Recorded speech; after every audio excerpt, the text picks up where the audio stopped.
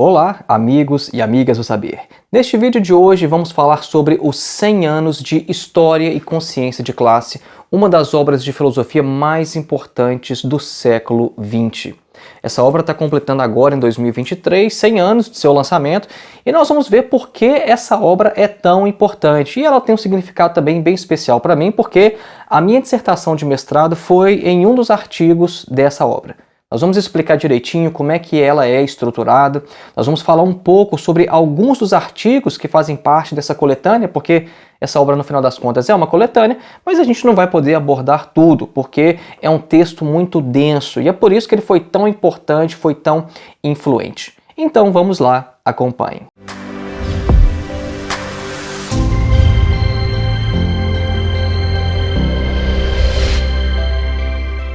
Antes de iniciar aquele breve recado, faça a sua inscrição em nosso curso de Introdução à Filosofia, dos Pré-Socráticos a Sartre. O nosso curso tem mais de 14 horas de duração, você pode fazer com total flexibilidade porque não tem pressão para você começar ou terminar e você ainda recebe um certificado ao final. Lembrando, o acesso a este curso é vitalício. Uma vez adquirindo o curso, você tem acesso para sempre. O objetivo desse curso é colocar você em contato direto com alguns dos principais textos de toda a história da filosofia. Então, ao invés de você ler comentadores ou literatura secundária falando sobre os filósofos, os nossos vídeos vão te colocar em contato com alguns dos principais textos de toda a história da filosofia. Para mais informações, basta acessar o link que está na descrição deste vídeo e lá você pode conferir a grade curricular. O segundo recado é sobre o meu mais novo curso A Filosofia de Karl Marx, uma introdução.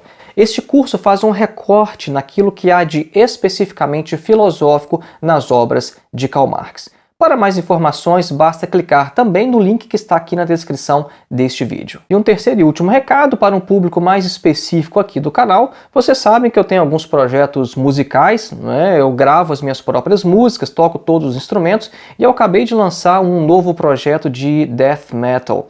Então, para quem curte aí o som pesado e também de protesto, basta clicar no link que está na descrição deste vídeo, essa é a minha nova banda de death metal chamada Sulfuric Storm. Voltemos então ao nosso tema 100 anos de História e Consciência de Classe.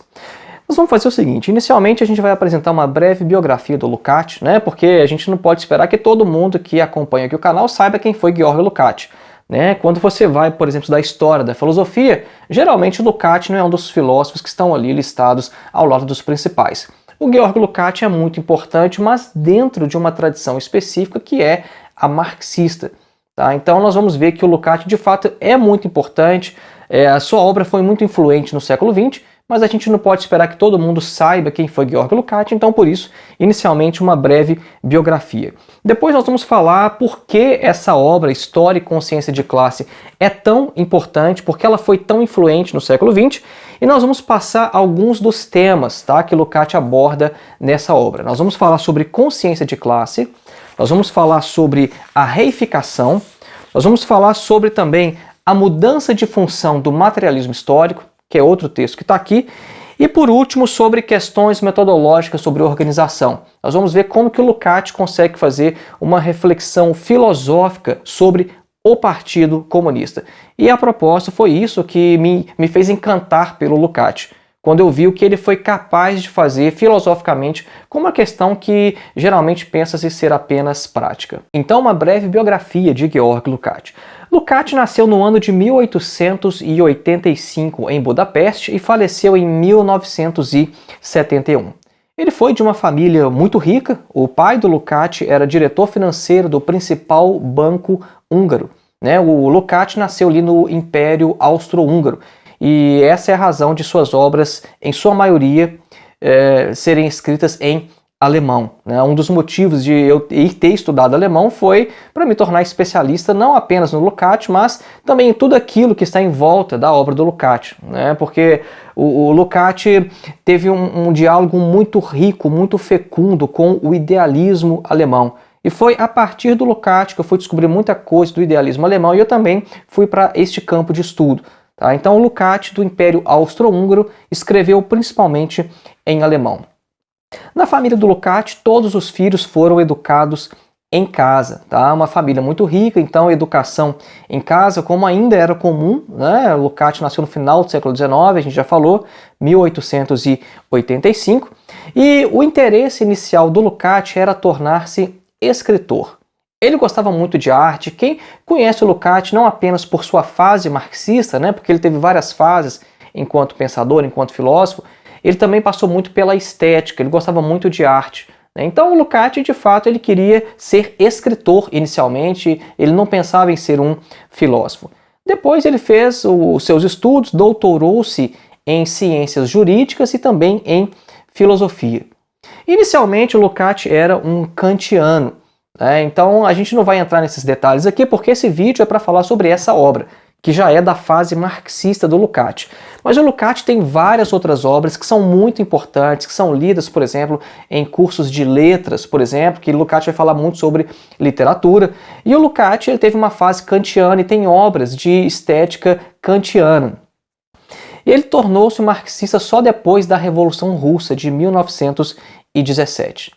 Aquilo foi uma coisa assim, né, que mudou não apenas o mundo, mas mudou literalmente a vida de muita gente, inclusive de pensadores, de filósofos, porque viram que aquilo era algo novo. Tá? A gente hoje, às vezes, é meio difícil a gente conseguir medir, né, eu conseguir compreender os impactos da Revolução Russa, né, não apenas no campo social, mas também no campo teórico. Então muita coisa nova surgiu nesse período e o Lukács foi um desses intelectuais da época que acabaram se convertendo, entre aspas, ao marxismo, dada a força da Revolução Russa. Lukács então ingressa no Partido Comunista em 1918, apenas um ano após a Revolução. Ele ingressa no Partido Comunista.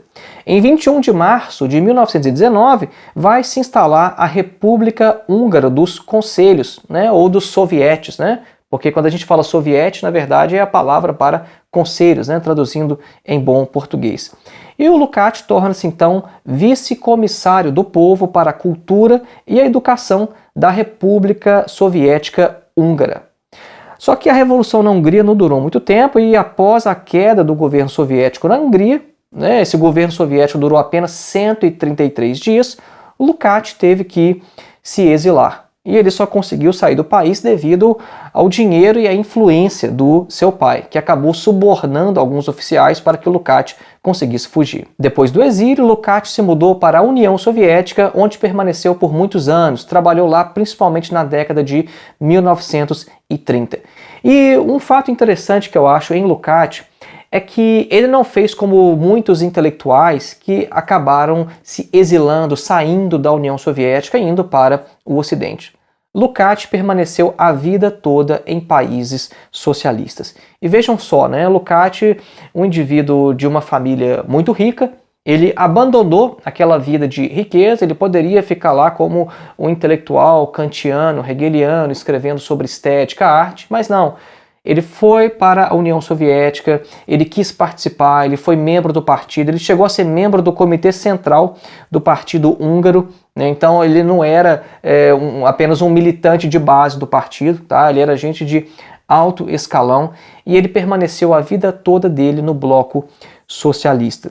E, inclusive ele defendia o Partido Comunista sempre, ele inclusive falava até o seguinte em inglês, né? Right or wrong, it's my party. Certo ou errado é o meu partido. E tem uma frase dele também que eu acho muito interessante, que ele diz o seguinte, olha, o pior socialismo ainda é preferível ao melhor capitalismo. E o Lukács provou isso e ele permaneceu na União Soviética, em países do bloco socialista, por toda a sua vida. Vamos falar agora brevemente, de maneira bem geral, sobre essa obra aqui, História e Consciência de Classe. Por que essa obra é tão importante, é considerada um clássico, quais foram seus principais efeitos sobre a filosofia de forma geral no século XX. Essa obra aqui foi publicada em 1923. Como eu já falei, é uma coletânea, né, com vários textos que o Lukács escreveu mais ou menos nesse período, por volta de 23, ou que ele já tinha escrito antes. Né? Essa edição minha aqui, em alemão, vocês estão percebendo que é uma edição muito maior do que aquela que vocês encontram em português. Em português tem aquela edição da Martins Fontes, mas é porque essa edição aqui em alemão, da editora Aístesis, ela traz não apenas o original de História e Consciência de Classe, mas vários outros textos também do mesmo período. né? Textos, por exemplo, como Tática e Ética, de 19, né? Alguns escritos chamados aqui Frühschriften, né? Alguns escritos de juventude, por assim dizer. Aqui tem também uma obra que é publicada pela editora Boitempo, que é a Lenin, né? É um estudo que o Lukács faz do pensamento de Lenin, obra escrita em 1924, e também outros textos, né, de mais tarde, de 1925, 28. Né? Então, por isso que essa obra aqui ela tem um volume maior do que aquela que você vai encontrar no Brasil, tá? Que é ela que é menorzinha. Então, por que essa obra foi tão importante? Ela é considerada o livro de filosofia marxista mais importante do século XX, e alguns autores, alguns comentadores vão dizer que essa obra, inclusive, propiciou, ou pelo menos provocou Martin Heidegger em Ser e Tempo. Ser e Tempo também, né, de Martin Heidegger, Sein und Zeit, eu tenho aqui o original em alemão. Essa obra é considerada uma das mais importantes do século XX. E aqui no final, fechando aqui Ser e Tempo, né, o Heidegger coloca algumas perguntas, ele faz algumas colocações que levou alguns comentadores de Lukács, né, e do pensamento marxista de forma geral a ver uma conexão entre tudo que o Heidegger estava falando aqui e essa obra do Lukács. Vejam, História e Consciência de Classe, 1923, Ser e Tempo, de Heidegger, 1926 e 27. Né, a gente acaba encontrando as duas datas, né, dessa obra aqui. Mas vejam só, um dos principais textos de História e Consciência de Classe, eu já citei aqui, é o texto no qual o Lukács fala sobre a reificação. Reificação em alemão é Verdinglichung, né, que literalmente é a coisificação. A gente usa a palavra reificação em português porque é uma tradução, melhor dizendo, que vem do latim. Né, então, por causa do res. Res em latim quer dizer coisa. Né, então, a gente em português fala reificação. Mas em alemão é Verdinglichung. E no final de Ser e Tempo, o Heidegger coloca uma coisa sobre a reificação aqui também, Verdinglichung, né? O Heidegger fala o seguinte, olha, que a antiga ontologia, né, trabalha com o conceito de coisas e que sempre o perigo existe de que a consciência se coisifique, isso a gente já sabe há muito tempo. Né? Vejam só, então o Heidegger está só fazendo referência, a gente já sabe há muito tempo, né, que tem o período de a consciência se coisificar. Aqui em alemão ele está usando Verdinglichen. Né?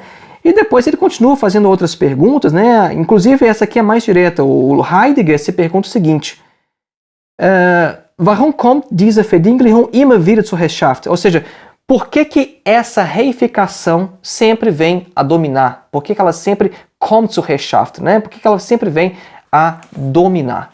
Então, vários comentadores viram aqui no final de Ser e Tempo um diálogo ou uma tentativa de diálogo, de resposta ao que o Lukács fez aqui em História e Consciência de Classe.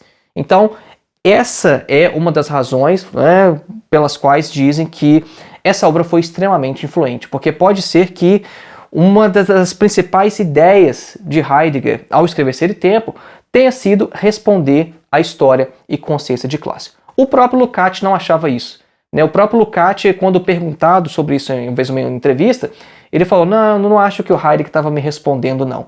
Mas alguns comentadores são dessa opinião. Agora, quando nós dizemos que essa obra é uma das principais do século XX, não é só por causa dessa influência em Heidegger, né, dessa provável influência. Mas é porque essa obra do Lukács fundou o que é chamado de marxismo ocidental. E sem essa obra, sem História e Consciência de Classe, não haveria a chamada Escola de Frankfurt, com pensadores como Adorno, Horkheimer, Walter Benjamin ou Herbert Marcuse, por exemplo. E essa obra foi também um dos pontos de partida do chamado existencialismo francês, com Jean-Paul Sartre e Merleau-Ponty.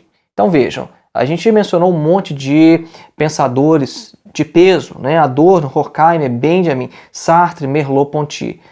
Esses autores basicamente não existiriam, ou não na forma como a gente conhece, sem História e Consciência de Classe. E por que essa obra é considerada então tão original? Em que ela inovou? Porque ela deve ter marcado uma geração por algum motivo. Bom, História e Consciência de Classe resgatou o aspecto hegeliano do marxismo.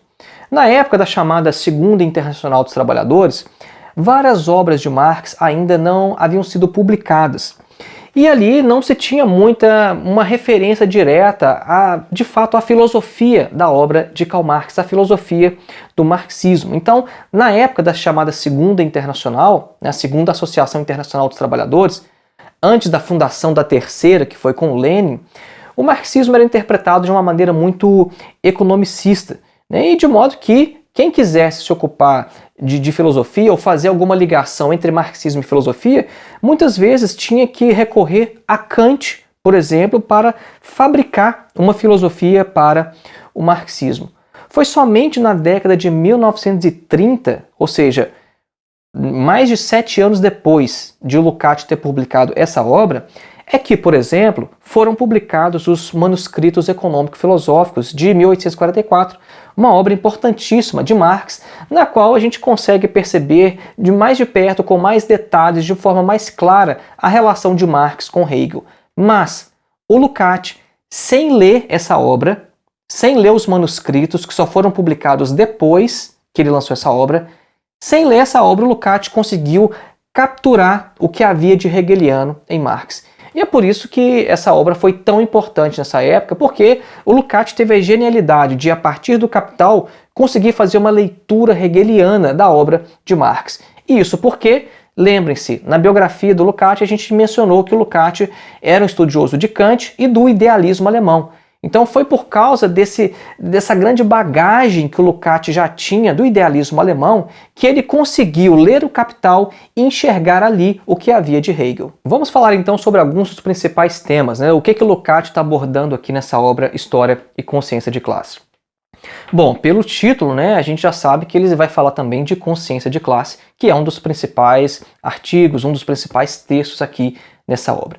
O que o Lukács fala sobre consciência de classe? Claro, Lukács está dentro da tradição marxista, então ele não está simplesmente reinventando a roda. Ele está muitas vezes fazendo uma leitura muito original de Marx e mostrando alguns aspectos que geralmente não se prestava muita atenção, né? Quando a gente falar sobre a reificação, por exemplo, vocês vão perceber isso. A reificação, de certa maneira, já está lá em Marx, mas ninguém estava prestando muita atenção na coisa. Então, consciência de classe é a mesma coisa. O Lukács vai se basear na categoria hegeliana de totalidade para estabelecer um vínculo entre a possibilidade de conhecimento e a situação de classe. O Lukács vai falar que a possibilidade de se conhecer a totalidade histórica não existe nem para a burguesia e nem para aquelas classes sociais que têm uma inserção apenas residual na estrutura econômica capitalista. Lukács vai dizer então que esse conhecimento da totalidade histórica só existe com o surgimento do proletariado na história. E de maneira geral a gente vai ver o que Lukács vai dizer nessa obra é o seguinte: apenas o proletariado pode desenvolver consciência de classe. Ele dá uma definição durante esse texto que é o seguinte: a consciência de classe é, abre aspas, a reação racional adequada que deve ser adjudicada a uma situação típica determinada no processo de produção. É uma definição meio abstrata e meio difícil de entender num primeiro momento, mas aqui a gente já percebe uma influência de Lenin, por exemplo, né? Quando o Lenin fala que a consciência de classe deve ser trazida de fora para dentro da classe operária, no sentido de que, se você deixar os trabalhadores unicamente fazendo greve, lutando na luta sindical, para Lenin, os trabalhadores nunca vão chegar a desenvolver consciência de classe. Eles vão desenvolver, no máximo, uma consciência sindical, uma consciência sobre a necessidade de se unir, de fazer reivindicações, pautas de maneira coletiva, mas nunca, de fato, uma consciência de classe histórica. E a gente vai ver que a consciência de classe, ela não é meramente uma consciência psicológica do proletariado, quanto a sua situação de miséria. Vejam, é diferente. Consciência de classe não é consciência da sua situação de exploração. Quando o indivíduo fala assim, eu sou explorado nessa sociedade. Bom, ele está expressando uma consciência psicológica da sua situação de classe. A consciência de classe ainda não é isso. A consciência de classe, ela envolve todos os interesses decorrentes da sua situação de classe. E ela é o que, basicamente? A consciência de classe é a consciência da sua missão histórica enquanto classe. Então, um indivíduo que tem consciência de classe é um indivíduo que vai dizer o seguinte: a minha missão histórica é fazer a revolução. Esse indivíduo tem consciência de classe. Se o indivíduo não pensa isso na sua missão histórica, ele não tem exatamente consciência de classe como definido nos textos de Marx. Tá? Porque, como eu falei, Lukács não está inventando isso. Lukács está pegando isso em Marx, só que ele está fazendo uma reflexão muito mais profunda, ele está explicitando conceitos, mostrando o que está envolvido, está mostrando pressupostos. E, claro, ele está fazendo uma leitura bem hegeliana, mas em Marx isso está claro. A consciência de classe é consciência da sua missão histórica enquanto classe. Não é consciência psicológica de quem eu sou e que eu sou explorado. Outro texto muito importante que dizem que é o texto central desse livro aqui, dessa obra, é o texto de Lukács sobre a reificação, né, que tem exatamente o título A Reificação e a Consciência do Proletariado. Então vejam só que mais uma vez está falando de consciência, né? Esse texto sobre a reificação vai falar também sobre a consciência. E o que é a reificação? Ela pode ser definida em sua forma mais básica como um erro categorial epistêmico, ou seja, ela é também um processo cognitivo através do qual algo que em si não possui propriedades de coisa passa a ser visto como tal. Mas isso é só parte, porque a reificação, ela de fato tem uma base material, ela acontece na efetividade. A reificação não é só uma coisa que existe na nossa cabeça, não é só uma forma de ver o mundo. Ela tem também uma base material concreta. Mas isso aqui que a gente falou é parte da reificação. Isso é, esse processo cognitivo através do qual algo que em si não possui propriedades de coisa passa a ser visto como tal. Isso é, passa a ser visto como coisa. A reificação, segundo Feinberg, que é um comentador que eu gosto muito, um autor que estudou com Marcuse, foi orientado pelo Marcuse no doutorado, o Feinberg fala que a reificação é uma forma de objetividade e se refere à máscara conceitual que o mundo social assume na era burguesa ao se tentar compreendê-lo através de categorias racionais formais. Isso aqui também é uma definição mais complexa, mas eu gosto dessa parte aqui, que a reificação é uma máscara conceitual que o mundo social assume. A reificação é um problema específico da sociedade capitalista. Tá? Então, atento aqui. A reificação não é uma coisa que você vai encontrar lá nos gregos antigos, por exemplo, que você vai encontrar na Idade Média. Não, a reificação é um fenômeno específico da sociedade capitalista. Ele não é um fenômeno universal, supra-histórico. O ponto de partida de Lukács para desenvolver essa reflexão é a investigação que Marx faz lá em O Capital sobre a estrutura da mercadoria e mais especificamente sobre o fetichismo da mercadoria. Segundo Lukács, a essência da estrutura da mercadoria se baseia no fato de uma relação entre pessoas tomar o caráter de uma coisa e dessa maneira de uma objetividade fantasmagórica. Lendo o texto sobre a reificação, se a gente conseguir nos ater ao que há de essencial ali, somente sobre a reificação, a gente vai perceber que grande parte dessa discussão já está lá em Marx. Mais uma vez, Lukács não está reinventando a roda. Ele está chamando a atenção, tornando explícito algo que na verdade já está presente em Marx. Essa é uma obra de filosofia marxista, no final das contas. Então, é por isso que alguns autores vão dizer que, na verdade, a reificação é como se fosse um caso especial da alienação de forma geral, e às vezes é até difícil, Alguns comentadores discordam entre si sobre o que de fato é alienação, o que é um fetichismo da mercadoria, onde começa um, onde termina o outro, e como é que está a reificação no meio disso tudo. Então, a reificação, na verdade, vai envolver todos esses aspectos, ela se relaciona ao fetichismo, ela se relaciona à alienação, mas ela tem uma estrutura específica, Ou seja, a reificação é como se fosse a forma específica que a alienação toma no capitalismo tardio. E o objetivo do conceito de reificação é explicar diversos fenômenos com os quais nos deparamos em nosso cotidiano. Quando a gente fala, por exemplo, sobre a questão da burocracia no Estado, tem muito de reificação envolvido nisso. né? A forma como as pessoas se relacionam hoje, né? Por exemplo, a forma como a gente acha que a gente não precisa de absolutamente ninguém para a gente viver a nossa vida, né? Por exemplo, eu quis comprar esse telefone aqui, né? Eu simplesmente vou na loja, dou o dinheiro, compro esse telefone e pronto, é meu. É porque a sociedade capitalista funciona assim. Mas o fato de ela funcionar assim vai esconder, vai escamotear o fato de que o que está em jogo aqui é uma relação entre pessoas, não é uma relação entre coisas. Não é tipo, eu te dou uma coisa, você me dá outra coisa. Não, são seres humanos se relacionando. Então o fato disso não estar claro, isso é, de certo modo, um dos efeitos do fetichismo da mercadoria e também da estrutura da reificação, né, que é essa estrutura específica da alienação no capitalismo tardio. Então é por isso que o Lukács vai fazer um diálogo muito interessante também com o Max Weber.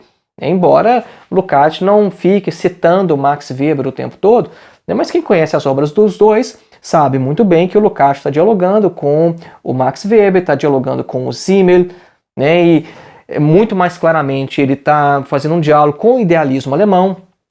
Inclusive, nesse texto sobre a reificação, tem uma parte que é bem difícil de compreender, uma parte bem hard de você conseguir passar por ela, que é quando o Lukács vai falar sobre as antinomias do pensamento burguês. Quem não entende que o Lukács está se referindo às antinomias da razão que tem em Kant, não vai conseguir compreender muito bem o texto do Lukács, né? Mas, como eu já afirmei, Lukács era um grande conhecedor do idealismo alemão. E é por isso que a gente tem, por exemplo, aqui em História e Consciência de Classe, uma crítica da filosofia alemã no meio de seus textos de reflexões mais gerais, mas é difícil de compreender. E por isso que eu falei, é um texto muito denso, é um texto muito complexo e por isso ele teve todo esse efeito que teve sobre a filosofia do século XX. Vamos passar agora para outro texto de Lukács que está aqui em História e Consciência de Classe, que é um texto no qual ele fala sobre a mudança de função do materialismo histórico. Bom, materialismo histórico é um tema básico, né? Todo mundo que está começando no marxismo tem que conhecer inicialmente o que é materialismo histórico. Mas esse texto do Lukács, vejam bem o título, a mudança de função do materialismo histórico. Ele quer mostrar que o materialismo histórico ele teve uma mudança de função, mas como assim? Como é que o materialismo histórico mudou de função? O que ele quer refletir é sobre a mudança de função do materialismo histórico no socialismo. Porque ele vai dizer que, até antes da Revolução, o materialismo histórico era uma arma espiritual com a qual o proletariado sustentou a sua luta. Mas depois da vitória da Revolução, vejam, Lukács está publicando isso depois da Revolução Russa, né, em 23, a Revolução foi em 17, então Lukács vai se perguntar, olha, e agora? O que a gente vai fazer com o materialismo histórico? Isso é importante, tá, a gente colocar essa questão para a gente entender algo bem fundamental sobre o materialismo histórico. Porque o materialismo histórico não é um método geral de investigação de toda a história. Ele não é isso. E é por isso que o Lukács vai se perguntar, tudo bem, até agora ele teve essa função. E agora no socialismo, na sociedade socialista, qual que é a função de que serve para nós agora o materialismo histórico? Então vejam, até a Revolução, o Lukács vai dizer, o materialismo histórico era um método científico para compreender os acontecimentos do passado em sua essência verdadeira. E não apenas isso, mas também investigar o presente sob o ponto de vista da história. E vejam, Lukács citando história aqui em diversos pontos, e é por isso que o texto dele, o livro, tem o nome História e Consciência de Classe. A tarefa principal do materialismo histórico seria formular um juízo preciso sobre a ordem social capitalista e desvelar a sua essência, mas não apenas isso. O materialismo histórico não era apenas teoria, mas também um ato, isso é, um instrumento de luta a partir do qual o conhecimento da verdadeira essência da organização social capitalista vai levar o proletariado a agir de acordo com seu interesse. Então vejam, o materialismo histórico não é meramente contemplativo. O materialismo histórico ele vai levar o proletariado a agir de acordo com seus interesses de classe. E o Lukács dá uma formulação, ou pelo menos dá uma definição de materialismo histórico aqui, que eu acho uma das mais claras para a gente evitar todo tipo de confusão quando a gente fala sobre materialismo histórico. Ele fala o seguinte, olha, o materialismo histórico pode ser definido em sua forma clássica como, abre aspas, o autoconhecimento da sociedade capitalista, fecha aspas. Vejam só, o materialismo histórico é o autoconhecimento da sociedade capitalista. Eu gosto dessa definição porque ela vai deixar muito clara que o materialismo histórico é para estudar principalmente a sociedade capitalista. Tá? Daqui a pouco a gente vai voltar nesse ponto, mas ele é principalmente para isso. O materialismo histórico não é principalmente como um método geral para você compreender o feudalismo, por exemplo. Tá? Então a gente tem que fazer essa distinção e é por isso que eu gosto dessa definição do Lukács, porque ela ressalta esse aspecto, tá, da ligação entre materialismo histórico e capitalismo. É importante ressaltar esse aspecto para que a gente não caia no erro mecanicista e antidialético de considerar o materialismo histórico como um método geral, como uma verdade absoluta, eterna, que pode ser aplicada de maneira indiscriminada a qualquer formação social através da história. Não é isso. O materialismo histórico não é para isso. Ele não é uma verdade científica do mesmo tipo da lei da gravidade, por exemplo. A lei da gravidade, por exemplo, ela é válida em qualquer época histórica desse planeta. Então a gente não pode cair aqui no erro de tomar categorias puramente históricas da sociedade capitalista como se fossem categorias eternas. Se o materialismo histórico for aplicado a épocas pré-capitalistas, isso traz problemas metodológicos. O Marx mencionou esse aspecto em várias passagens de sua obra e o Engels também deixou isso claro em sua obra A Origem da Família, da Propriedade Privada e do Estado. E o Lukács ele reforça esse ponto dizendo o seguinte, olha, o materialismo histórico não pode ser aplicado às formações sociais pré-capitalistas integralmente do modo como o foi às formações sociais do desenvolvimento capitalista.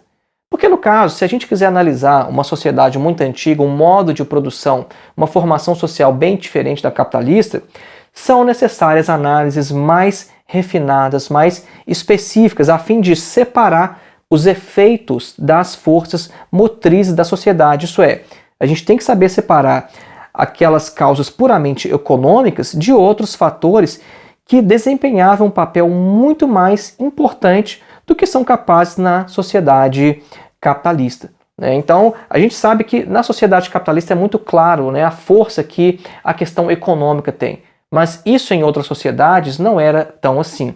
Tá? Outros fatores não econômicos desempenhavam um papel muito mais forte em sociedades pré-capitalistas. A conclusão de Lukács nesse texto aqui, a mudança de função do materialismo histórico, é basicamente o seguinte: no período de transição socialista, o materialismo histórico ainda manterá por um longo período a sua importância como um meio de luta do proletariado. Então vejam, é uma reflexão interessante que mantém muito de sua atualidade para nós, porque embora a União Soviética não exista mais, a gente está vivendo numa sociedade capitalista e o materialismo histórico mantém a mesma importância para nós hoje do que ele tinha antes de 1917. Então é um texto ainda extremamente atual, mas que mostra também, que ressalta que nem todas as categorias que a gente usa no capitalismo para entender a sociedade capitalista vão ter relevância depois. E é por isso que eu chamo muito a atenção para esse aspecto. A minha formação é em filosofia. Eu gosto de ressaltar principalmente os aspectos filosóficos da filosofia de Karl Marx. E é por isso que eu fiz um curso, porque eu sei que no meio marxista são poucos os que se dedicam à filosofia do marxismo. O pessoal gosta muito de estudar marxismo de um ponto sociológico, de um ponto histórico, com perspectiva da crítica da economia política, mas fazer isso de maneira filosófica é muita pouca gente que faz, infelizmente. E é por isso que eu gosto de ressaltar esse aspecto e colocar sempre a pergunta: qual vai ser a relevância do marxismo daqui a 500 anos? Porque o próprio Marx falava, essas categorias que ele desenvolveu são categorias históricas. E se a gente estiver vivendo numa sociedade bem diferente, né, da sociedade de hoje, daqui a 500 anos? Qual que vai ser a relevância de Marx? O que é que vai ficar? Marx é muito relevante hoje, é o filósofo que melhor explica o tempo em que nós vivemos, o que melhor explica o tipo de sociedade em que nós vivemos. Mas e se não for na sociedade capitalista? Porque a gente da filosofia é assim, a gente está estudando Marx agora, mas a gente lê Platão também 2.400 anos atrás. E a gente percebe que várias coisas de Platão ainda são relevantes para a gente hoje. Então, o filósofo sempre tem, né, esse olhar da totalidade por toda a história, e é por isso que eu gosto de ressaltar esses aspectos e ressaltar o materialismo histórico é uma categoria histórica do capitalismo. E pode ser que em outra sociedade ele não tenha muita função. E vamos falar agora sobre o último tema que nós separamos para fazer essa breve apresentação sobre história e consciência de classe, e esse tema é a organização, ou mais especificamente o texto Questões Metodológicas sobre a Organização. Vejam, Lukács está usando o termo organização, mas ele na verdade está falando principalmente do Partido Comunista. E eu mencionei no início desse vídeo que esse foi um dos principais textos que me fez apaixonar por Lukács, porque quando eu comecei a ler Lukács, eu estava na graduação em filosofia ainda, eu já estava organizado no Partido Comunista, e nas reuniões de coletivo no partido a gente lê muitos textos de Lenin sobre a organização, né? Como por exemplo O que Fazer, né? Que é um texto clássico de Lenin sobre a organização. Então eu já tinha muito contato com os textos leninistas sobre organização, e para mim a organização era uma coisa muito prática, né? Como é que a gente organiza o partido, o que o partido tem que fazer, como é que funcionam as coisas, né? Quando eu li o Lukács nesse texto, e eu percebi que o Lukács conseguiu fazer uma reflexão filosófica, densa, profunda, sobre uma questão que para mim era meramente prática, eu percebi que o Lukács não era um cara comum. Ele não era um filósofo comum, um escritor comum. O Lukács estava muito acima da média. E eu me perguntei, gente, como que o Lukács conseguiu ver isso nessas questões sobre organização? E aí eu fui a fundo no Lukács e foi assim que começou, mas foi principalmente por causa disso, né? Porque o Lukács nesse texto fala sobre questões práticas que faziam parte da minha prática política cotidiana, mas eu nunca tinha visto a questão pelo modo como o Lukács vai apresentar aqui. O Lukács começa esse texto falando que a organização do Partido Comunista foi considerada por muito tempo apenas como uma questão prática, e para mim também era, né? Basicamente uma questão prática. E ele diz que poucos autores se ocuparam do problema em sua fundamentação teórica como parte integrante da filosofia do marxismo. E o Lukács faz uma formulação bem interessante. Ele diz o seguinte, que a forma de mediação entre teoria e praxis é a organização. Só nessa definição aqui você já tem filosofia para ficar uma hora falando sobre isso aqui. Veja, ele fala a forma de mediação entre teoria e praxis. Quando ele fala de mediação, ele está fazendo referência à categoria de mediação, uma categoria hegeliana e que está também relacionada à categoria de totalidade. Inclusive, o primeiro capítulo da minha dissertação de mestrado foi sobre as categorias de totalidade e mediação. Então, o Lukács está falando, olha, você tem teoria de um lado e praxis de outro. A forma de mediação entre teoria e praxis é a organização. Então só isso aqui já explodiu a minha cabeça quando eu vi o Lukács falando que a organização é a forma de mediação entre teoria e praxis. Mais para frente no texto, ele vai afirmar que o Partido Comunista corresponde a uma representação da situação da consciência de classe proletária, na qual se trata apenas de tornar consciente o inconsciente e de fazer atual o latente. E vejam, quando o Lukács está falando aqui de partido, tá? A gente não quer fazer referência àquele partido formal, esquece essa ideia de partidos de eleição, não, a gente está falando de uma organização revolucionária. Tá? Às vezes a gente está falando aqui de partido que não é nem mesmo legal, a gente está falando de partido que vive na clandestinidade, de partido que não coloca candidato em eleições para participar de eleições, partido que às vezes nem tem condições de ter representantes no parlamento. Tá? Outra reflexão de Lukács que foi bem polêmica na época e ainda hoje causa polêmica é a seguinte, é quando ele diz que o partido é o único portador da consciência de classe proletária e que o partido ele se configura como a mediação concreta entre o homem e a história. Vejam só, ele diz, o partido é o único portador da consciência de classe proletária. Muitos leram isso aqui como se o Lukács estivesse absolutizando o partido, né? Tipo, o partido disse, então você fala amém, porque o partido é o portador da consciência de classe de todo o proletariado. Agora, quando o Lukács fala de partido, ele não está fazendo referência àquele partido burocratizado como a gente teve na União Soviética após 1956, por exemplo. Não é aquele partido destacado das massas que não tem mais ligação com as massas. O que o Lukács entende por partido é aquele partido na sua forma leninista, o partido revolucionário, o partido que é o destacamento avançado da classe operária. Nos seus textos de organização, Lenin fala muitas vezes sobre essa questão, por exemplo, de que todo grevista deveria ser considerado membro do partido. O Lenin é contra, fala, não é só porque o cara fez uma greve que o cara é comunista, o cara é membro do partido. Não é todo grevista que tem que receber a carteirinha de membro do partido. O que isso ajuda a revolução? Nada. O que adianta você ter um partido imenso, um partido enorme, mas um partido que não tem coesão interna, por exemplo, um partido que não tem aquela firmeza revolucionária? Não adianta de nada isso. O Lenin fala, não é qualquer um que entra no partido. Um partido é o destacamento avançado da classe operária. E o Lukács tem em mente principalmente essa definição leninista de partido.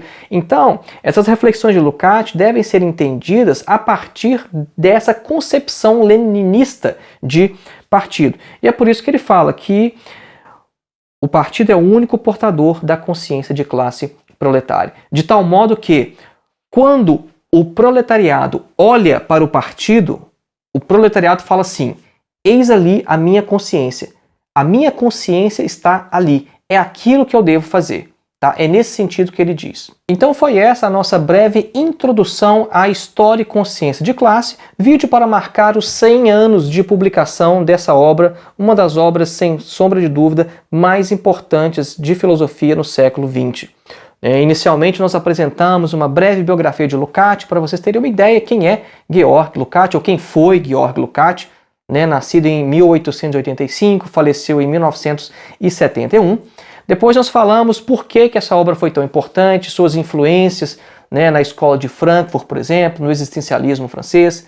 Depois nós apresentamos alguns dos temas que são abordados aqui. Não falamos sobre todos, falamos sobre alguns. Falamos sobre consciência de classe, sobre reificação, sobre a mudança de função do materialismo histórico e, por último, falamos sobre o partido, as reflexões filosóficas que Lukács faz sobre a organização. E lembrando mais uma vez, faça a sua inscrição em nosso curso de Introdução à Filosofia dos Pré-Socráticos a Sartre. O link está na descrição deste vídeo, assim como o link para o meu mais novo curso, A Filosofia de Karl Marx, uma introdução. E se você acha que a internet é um lugar melhor com o nosso trabalho do que sem ele, considere ser um dos nossos apoiadores através da plataforma Apoia-se, o link está na descrição deste vídeo, ou então tornando-se um membro do canal. É só você clicar no botão embaixo desse vídeo para se tornar um membro. Um grande abraço e até o próximo.